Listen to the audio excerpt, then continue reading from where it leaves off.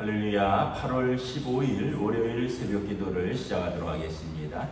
사도신경으로 우리의 신앙을 고백하시겠습니다. 나는 전능하신 아버지 하나님 천지의 창조주를 믿습니다. 나는 그의 유일하신 아들 우리 주 예수 그리스도를 믿습니다.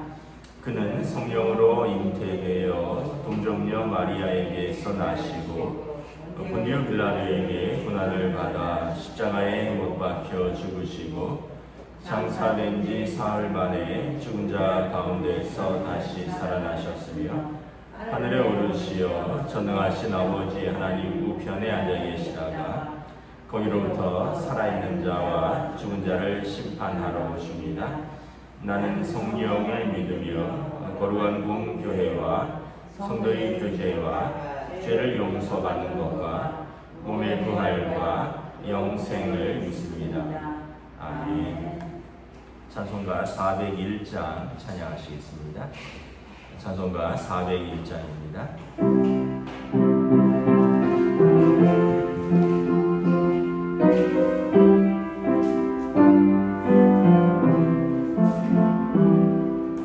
주의 곁에 있을 때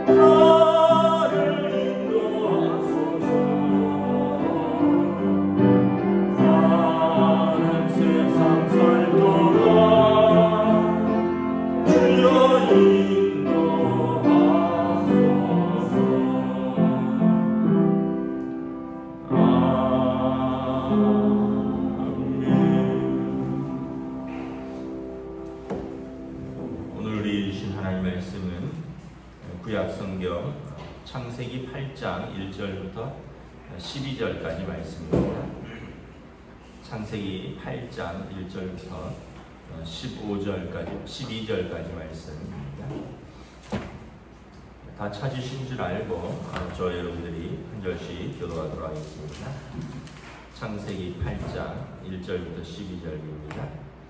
하나님이 노아와 그와 함께 방주에 있는 모든 들짐승과 가축을 기억하사 하나님이 바람을 땅 위에 불게 하심에 물이 줄어들었고 기쁨의 샘과 하늘의 창문이 닫히고 하늘에서 비가 그치매 물이 땅에서 물러가고 점점 물러가서 150일 후에 줄어들고 일곱째 달 곧 그 달 11일의 날에 방주가 아라랏산에 머물렀습니다. 물이 점점 줄어들어 열째 달 곧 그 달 초하루에 산들의 봉우리가 보였더라. 40일을 지나서 노아가 그 방주에 낸 창문을 열고 까마귀를 내놓음에 까마귀가 물이 땅에서 마르기까지 날아 왕래하였더라. 그가 또 비둘기를 내놓아 지면에서 물이 줄어든지를 알고자 하매 온 지면에 물이 있으므로 비둘기가 발붙일 곳을 찾지 못하고 방주로 돌아와 그에게로 오는지라. 그가 손을 내밀어 방주 안 자기에게로 받아들이고 또 7일을 기다려 다시 비둘기를 방주에서 내놓음에 저녁 때에 비둘기가 그에게로 돌아왔는데 그 잎에 감람나무 잎새에 잎사귀가 있는지라. 이에 노아가 땅에 물이 줄어든 줄을 알았으며 또 7일을 기다려 비둘기를 내놓음에 다시는 그에게로 돌아오게 하리라. 아멘. 할렐루야. 오늘 또 새로운 하루, 새로운 한 주가 새롭게 시작됩니다. 우리 주님 주시는 은혜와 평강이 가득하시기를 축복합니다. 또 중부 지역에 지금 또 물폭탄이라 그러는데 오늘 하루 또 비가 아마 뭐 일기예보 보니까 서울은 오후부터 비가 좀 또 많이 온다 그러니까 여러분 잘 참고하시기 바랍니다. 뭐 마침 또 요즘 비가 많이 오는데 노아의 홍수 부문을 보고 있습니다. 노아의 홍수에서 보면 정말 이 물이 지긋지긋하죠. 3절에 보면 150일 후에 물이 줄어들기 시작을 했다. 그러니까 창세기 7장 12절에 보면 2월 17일 날 비가 오기 시작했고요. 오늘 본문 4절에 보면 7째 달 그 달 11일 날, 그러니까 7월 17일 5달 동안, 그러니까 30일씩 5달이면 150일 동안 물이 땅 위에 창일했다 이렇게 기록되고 있습니다. 그러니까 2월 17일 날 비가 오기 시작해서 40일 동안 밤낮으로 쏟아졌고 그 비가 산이 잠길 만큼 있었다가 150일 후에 살살 빠지기 시작했는데 5절에 보면 열째 달 그 달 초하루에 10월 1일쯤 돼서 산에 봉우리들이 보이기 시작했다. 그리고 6절에 보면 그리고 나서 40일이 지나서 11월 달이 돼서야 이제 노아가 까마귀 한 번, 10절에 보면 비둘기 한 번, 12절에 보면 비둘기를 또 한 번 이렇게 내보내죠. 새들이 뭘 물어오는가 아니면 새들이 앉을 곳이 있는가를 알아보기 위해서. 근데 10절에 보면 7일을 기다려 비둘기를 내놓음에 그 잎에 감람나무 새 잎사귀가 있는지라. 올리브 나무거든요. 감람나무는 높이가 한 2m 안쪽입니다. 그러니까 이제 10월 달 지나고 6절에 보면 40일이 지나서 11월 10일이 되고 그때 까마귀를 처음 내놓았고 그리고 10절에 7일을 또 기다렸고 그러니까 11월 17일에 돼서야 비로소 한 나무의 잎사귀, 감람나무 잎사귀가 1m가 조금 넘는 감람나무, 올리브나무 잎사귀를 물고 들어왔다. 그러니까 땅에 물이 빠지기까지 여러분 생각해 보시면 2월 17일 날 비가 오기 시작해서 11월 17일까지 그러니까 9달 동안 땅에 물이 안 빠졌다는 거죠. 방주가 계속 물에 떠 있었다는 겁니다. 물론 이제 낮은 지역은 높은 지역은 물이 빠져서 감람나무 잎사귀를 이제 물고 왔지만 방주는 여전히 떠 있었다는 거예요. 그러니까 뭐 1년 가까이 물이 땅을 덮었던 거죠. 그러니까 완전히 새롭게 하나님께서 땅에 있는 모든 것들을 심판하시고 새롭게 노아와 그리고 방주에 탄 사람과 짐승으로 시작을 하는 거죠. 우리가 여기서 기억할 것이 두 가지가 있는데 1절에 보면 하나님이 노아와 그와 함께 방주에 있는 모든 들짐승과 가축을 기억하사 하나님의 홍수 가운데서도 방주에 있는 노아와 또 노아 가족 그리고 그 방주에 탄 들짐승과 가축을 기억하셨다. 하나님이 우리를 기억하신다라는 거죠. 우리가 인구가 전 세계 한 80억 명 정도 된다 그러더라고요. 80억 명 인구를 우리가 생각할 때 아유 하나님이 유명한 사람이나 기억하지 나 같은 사람의 이름까지 기억하실까? 그렇지 않다는 거예요. 하나님이 창세기 1장에 보면 동물을 지을 때 종류대로 하나님이 다 알고 계신다는 거예요. 사람도 80억, 우리가 80억을 셀 수 없을 뿐이지 하나님은 우리를 머리카락 세듯이 다 세신다 말씀을 합니다. 근데 여러분 80억 세는 거 어렵지 않습니다. 돈이라고 생각해 보세요. 10,000원짜리로 80억 세라. 안 세겠어요? 저는 셀 것 같아요. 누가 80억 던져주고 세서 80억 맞추면 당신 가져라 그러면 아직도 뭐 이틀이고 일주일이고 밤을 새서라도 80억 셀 것 같아요. 그런데 여러분 우리가 10,000원짜리 한 장보다 안 귀하고 우리 생명이 80억보다 안 귀하겠습니까? 하나님이 우리를 다 알고 계시고 다 세고 계신다라는 거예요. 여기 또 재밌는 것이 모든 들짐승과 가축을 기억하사 하나님이 들짐승과 가축도 기억하신다는 거예요. 저희는 뭐 이렇게 반려견이나 반려묘를 안 키우지만 여러분 물난리 나면 주인이 자기 몸만 쏙 빠져나오겠습니까? 먼저는 아이들 챙기겠죠. 그런 다음에 개나 고양이 키우는 분은 개나 고양이 안고 나오겠죠. 가만히 놔두면 물에 떠내려가거나 죽으니까. 그래서 우리가 이렇게 가끔 물난리 나면 직접 못 데리고 나오는 막 소들이 둥둥 떠가고 돼지들이 둥둥 떠가는 거 보잖아요. 이거는 어떻게 우리가 등치가 커서 할 수 없지만 뭐 강아지나 고양이는 그냥 쏙 안고 나오거나 어디 가방에 쏙 넣어서 들고 나오잖아요. 왜냐하면 가족처럼 귀하다면서요. 저는 이제 잘 안 키워봐서 모르는데 키우는 분들한테는 개나 고양이는 가족 같다면서요. 왜냐하면 아이들은 다 출가했고 집에 돌아오면 늘 반겨주는 게 개나 고양이, 반려견, 반려묘라 그러잖아요. 그래서 어른들은 혼자 사시는 어른들은 개나 고양이 키우는 게 좋다 그러더라고요. 그 개나 고양이가 또 장점이 뭐냐 하면 이제 들은 이야기입니다. 사람은 아침 자기 기분 따라 다르게 대하잖아요. 아침에 기분 좋게 대했다가 저녁에 기분 나쁘게 대할 수도 있는데 개나 고양이는 항상 반겨준다 그러더라고요. 그런 거 보면 어떤 면에서 보면 참 사람보다 나을 수도 있겠구나. 나를 항상 반겨주니까. 그래서 우리가 키우는 이 반려견이나 반려묘나 뭐 이런 짐승들을 아끼는데 하나님께서 당신이 창조하신 짐승을 아끼지 아니하겠느냐. 요나서 4장에 보면 니느웨 성읍이 멸망하려고 하는데 요나가 불순종했지만 이제 나중에 회개해서 니느웨 성읍을 한나절 돌면서 회개를 선포했더니 그 백성들이 회개하고 돌아오죠. 그래서 요나가 원망하죠. 아니 이 사람들을 하나님이 멸망해야 되는데 이 사람들이 회개하니까 하나님이 용서하시잖아요. 그때 하나님이 뭐라고 말씀하십니까? 이 큰 성읍의 니느웨는 좌우를 분별하지 못하는 자가 12만 명이요 가축도 많이 있나니 어찌 아끼지 아니하겠느냐.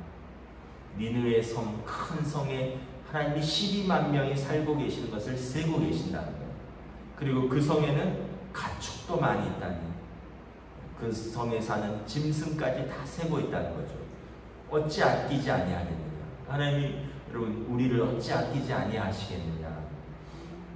하나님께서 특별히 믿음의 사람들을 기억하십니다. 창세기에 보면 소돔과 고모라가 멸망할 때 하나님께서 아브라함을 기억하사 롯을 건져내셨다. 하나님이 믿음의 사람 아브라함을 기억하셔서 그의 조카 롯을 그 망하는 성에서 건져내십니다. 출애굽기에 보면 이스라엘 백성이 금송아지 사건으로 하나님께서 심판하시려고 하는데 모세가 기도하죠. 하나님께서 모세의 기도를 기억하사 이스라엘에게 내리려고 하던 화를 하나님이 뜻을 돌이켜 내리지 아니하십니다. 하나님이 모세의 기도, 모세와 그의 기도를 기억하셨다는 거예요. 사무엘하에 보면 하나님께서 다윗을 기억하사 그의 집에 언약을 세우셨다라고 말합니다. 그러면서 다윗의 후손에게 주신 언약이 무엇입니까? 너희 후손이 잘못하면 내가 인생 채찍과 사람 몽둥이로 징계해서라도 돌이키겠다. 사울의 집처럼 은총을 거두어 가지 않겠다라고 말합니다. 사울의 집은 은총을 거두어 가버렸습니다. 근데 다윗의 집은 사람 채찍과 인생 막대기로 다스려서라도, 그러니까 쉽게 얘기하면 두들겨 패서라도 내가 너희를 포기하지 않겠다는 거예요. 이유는 하나님이 다윗을 기억하사 그 집과의 언약을 세우신 것입니다. 그 후손들을 기억하시는 것입니다. 하나님께서 기억하시는 저와 여러분이 되시기를 축복합니다. 하나님이 저와 여러분들을 기억하십니다. 특별히 우리의 믿음을 기억하십니다. 그래서 우리가 이 세상에서 사람들이 볼 때는 그냥 평범한 사람, 평범한 가정, 그냥 평범한 직장인, 또는 사람들이 볼 때는 뭐 평범보다도 못할 수도 있어요. 그러나 하나님은 우리를 다 기억하신다. 그 성에 있는 육축도, 니느웨 성에 있는 육축도 기억하시고 노아의 방주에 탄 가축도 기억하시는 하나님. 어찌 노아와 아브라함과 모세와 다윗을 기억하신 하나님, 우리의 믿음을 기억하시지 않겠느냐라는 거죠. 그래서 여러분, 오늘 흔들리지 말고 든든히 서서 우리의 붙잡은 그 믿음의 삶을 오늘도 충성스럽게 살아가시기를 축복합니다. 두 번째는 기다리는 겁니다. 기다리는 것. 노아가 방주에서 가장 애타게 소망했던 게 뭘까요? 비가 언제 멈추나, 비가 언제 줄어드나. 그래서 조그만 창문을 열고 수시로 봤겠죠. 근데 봤는데 항상 망망대해죠. 그런데 어떻게 돼요? 하나님이 비를 멈추게 하시고 비는 점점 줄어들고 있고, 또 오늘 감람나무 잎사귀가 11절에 보면 그 잎에 감람나무 잎사귀가 자라나, 우리는 기억하지 못하는 사이에 식물이 자라고 있고, 그래서 하나님께서 이제 방주에서 내려올 준비를 하고 있는 거죠.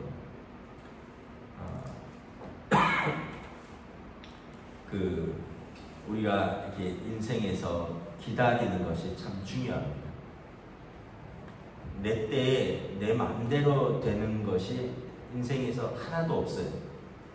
어떻게 보면 우리가 기다리고 순종하다 보면 하나님의 때에 하나님의 일이라면 하나님의 방법으로 성취하십니다. 우리가 뭐 배나 뭐 비행기를 타신 분은 아시겠지만 그 하늘을 날아가는데 같은 하늘이에요. 그 바다를 가는데 같은 배예요. 망망대해, 망망한 그 하늘을 바라보면서, 야, 근데 배나 큰 비행기 타고 있으면 그냥 그 자리에 앉아 있는 것 같잖아요. 그리고 계속 같은 하늘이고 계속 같은 바다인 것 같고, 근데 때가 되면 비행기는 내리고 목적지에 도착하고, 때가 되면 배가 뭐 제주도에 도착하고 일본에 도착하고 목적지에 도착하는 거죠. 우리 인생도 어떻게 보면 기다리는 거죠. 어머니가 아이를 뱃속에 잉태하면 어떻게 돼요? 그냥 꼼짝없이 10달을 기다려야 됩니다. 기다리면 엄마가 할 수 있는 것은 없어요. 일찍 나오라고 할 수도 없어요. 일찍 나오면 조산됩니다. 엄마는 그냥 10달을 기다려서 아이가 내가 일찍 낳는다고 나을 수도 없고, 내가 10째 달이 됐는데 이 달은 내가 뭐 회사가 바쁘니까 다음 달에 나와라 할 수도 없어요. 그냥 정해진 때가 있어서 정해진 때를 기다리면 정해진 때에 아이는 나오는 거죠. 근데 우리는, 엄마는 기다리지만 아이는 뱃속에서 무럭무럭 자라고 있죠. 눈과 코와 입이 생기고 손과 발이 생기고 자라고, 그리고 때가 되면 더 이상 어머니 뱃속에 있지 않고 나오는 거죠. 우리 인생도 그래서 어떻게 보면 기다림입니다. 기다림은 신비이고 역설입니다. 우리가 생각할 때 뭐 빨리빨리 되는 것, 인생은 속도전 같지만 그렇지도 않습니다. 여러분, 우리의 내면은 하나님 앞에서 기다리고 기도하고 순종하고 하나님의 때를 바라보면서 우리가 내면이 성숙해지고 풍성해지는 거죠. 여러분, 믿음은 어떻게 보면 기다림입니다. 기다림. 아브라함이 갈대아 우르 땅을 떠날 때 75세라고 그랬습니다. 그리고 약속의 땅에 도착했을 때 하나님께서 그에게 언약을 주셨죠. 내 자손이 창대하게 하리라. 근데 아브라함과 사라가 아들이 없었습니다. 그런데 언제 생겼죠? 100세에 생겼어요. 무려 25년을 기다렸습니다. 기다리다가, 나름대로 기다리다가 도저히 안 되니까 사라가 아이고 내가 늙어서 더 이상 출산치 못하니까 하가를 취하라. 그래서 86세, 10년을 기다리다가 86세에 아브라함이 이스마엘을 낳습니다. 이스마엘. 그러니까 이해는 가죠. 10년을 기다렸다. 나도 기다릴 만큼 기다렸다. 그런데 이 자녀는 약속의 자식이 아니라 종의 자식이다. 그리고 100세에 아브라함이 이삭을 낳습니다. 그가 약속의 자식입니다. 기다리지 못했던 그 결과는 불화예요. 이삭과 이스마엘이 불화하고 사라와 하갈이 불화하고. 기다리는 것이 필요하죠. 여러분, 모세의 인생도 보세요. 기다림입니다. 애굽의 궁정에서 40년 동안 왕자로 살 때 하나님이 쓰지 않았다 그랬죠. 그리고 나서 미디안 광야로 가서 그가 그 광야로 도망가서 가정을 이루고 아이들을 키우면서 40년을 기다립니다. 80세가 돼서야 하나님이 그를 부르십니다. 왜 하나님이 그를 80세에 부르셨을까? 우리가 하나님의 뜻을 다 알지는 못하지만 아마 이집트 왕자로서는 이스라엘 백성을 이끌어갈 수 없기 때문에 그 광야 생활을 잘 알아야 되기 때문에 어떻게 보면 광야 생활을 40년을 미리 경험한 거죠. 그럼 80세에 나를 부르셨으니 내가 할 게 없지 않느냐? 그렇지 않다는 거죠. 하나님이 모세가 죽을 때 120세였는데 그의 눈이 성성하고 기력이 총명하였더라. 그러나 하나님과 사람 앞에 출입이 원만하였지만 하나님이 그를 데려가셨습니다. 다시 말하면 80세까지 기다려 광야의 40년을 무익한 세월 같았지만 하나님은 누구보다도 광야를 잘 아는 모세를 훈련시키셨고 준비시키셨고 그리고 하나님이 모세를 쓰신 거죠. 다윗도 그렇죠. 다윗이 하나님이 사울에게서 성령이 떠나시고 이새의 아들 다윗을 찾아서 사무엘이 기름을 붓습니다. 그런데 기름을 붓는다고 바로 왕이 되지 않아요. 그 이후에 다윗과 골리앗의 전쟁이 있었고 사울에게 발탁되었고 사울에게 미움을 받았고 무려 20년 이상을 사울에게 쫓겨서 도망다닙니다. 그리고 간신히 왕이 되었는데 남부 지역의 유다와 베냐민 지파의 왕만 되었습니다. 나머지 10지파 북이스라엘 쪽은 아직 다윗을 왕으로 받아들이지 않았습니다. 다윗이 어떻게 되죠? 7년간 두 지파의 왕으로 있다가 나중에 7년 후에 나머지 10지파를 다 받아들입니다. 나머지 10지파도 다윗이 우리 왕이다 인정을 하는 거죠. 그러니까 다윗이 왕이 되는데 기름 부음 받고 몇 년인가요? 40년 가까이 되는 거죠. 그리고 나서 그가 전쟁이 있었고 사울에게 발탁되었고 사울의 신하로 총에 받던 시절이 있었고 사울에게 미움받아서 20년을 광야에서 또 돌았고 그리고 두 지파의 왕으로 7년을 있었고 그리고 진짜 이스라엘 전체의 왕으로 세워질 때는 기름 부음을 받고 거의 30년, 40년이 지난 후라는 거예요. 우리 생각에 여러분 너무 우리가 조급해하지 마십시오. 우리는 기다리는 거예요. 하나님 나라를 기다리고 우리의 때 하나님께서 우리를 향하여 준비하신 우리를 향하여 계획하신 하나님의 때를 기다리는 거죠. 자식도 기다리는 거고요. 자식들이 다 크기를 기다리는 거잖아요. 철들기를 기다리는 거고 또 하나님께서 우리를 통해서 하실 하나님의 일들을 기다리면서 우리는 기다리면서 어떻게 해야 돼요? 순종하는 거죠. 말씀을 마치도록 하겠습니다. 오늘 두 가지를 말씀드렸습니다. 하나님이 기억하시는 사람, 하나님이 믿음의 사람들을 기억하신다. 하나님이 우리의 모든 삶의 순간들을 기억하신다. 두 번째는 기다리는 거죠. 하나님의 때에 하나님의 일들이 이루어지기를 우리는 기다리고 순종하는 것입니다. 현재의 고난을 견디고 하나님의 시작을, 하나님의 일을 인내함으로 기다리면서 하나님의 때가 이루어지는 것을 바라보는 저와 여러분 되시기를 주님의 이름으로 축복합니다. 기도하겠습니다. 하나님의 은혜를 감사합니다. 정말 40일이 비가 쏟아지고 150일 동안 물 위에 배가 떠 있으면서 거의 1년 가까운 그 방주에서의 생활 속에 하나님은 노아와 그의 가족들을 기억하셨습니다. 그리고 그뿐만 아니라 그 배에 탄 모든 짐승들을 기억하셨습니다. 그리고 노아는 하나님의 뜻에 순종하여 방주에서 내리지 아니하고 물이 줄어들어 하나님께서 내리게 하실 때까지 그는 순종하며 기다리며 하나님의 때를 기다렸습니다. 오늘 우리의 삶에서도 하나님께서 먼저는 우리를 아시는 줄 믿습니다. 하나님이 우리를 아시고 우리를 사랑하십니다.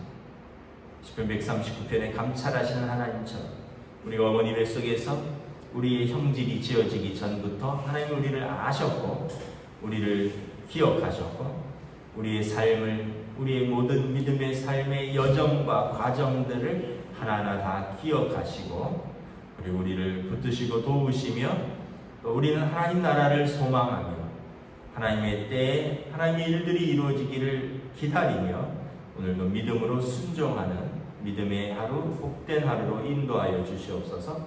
감사를 드리오며 우리 주 예수 그리스도의 이름으로 기도드리옵나이다. 아멘. 하늘에 계신 우리 아버지, 아버지의 이름을 거룩하게 하시며 아버지의 나라가 오게 하시며 아버지의 뜻이 하늘에서와 같이 땅에서도 이루어지게 하소서.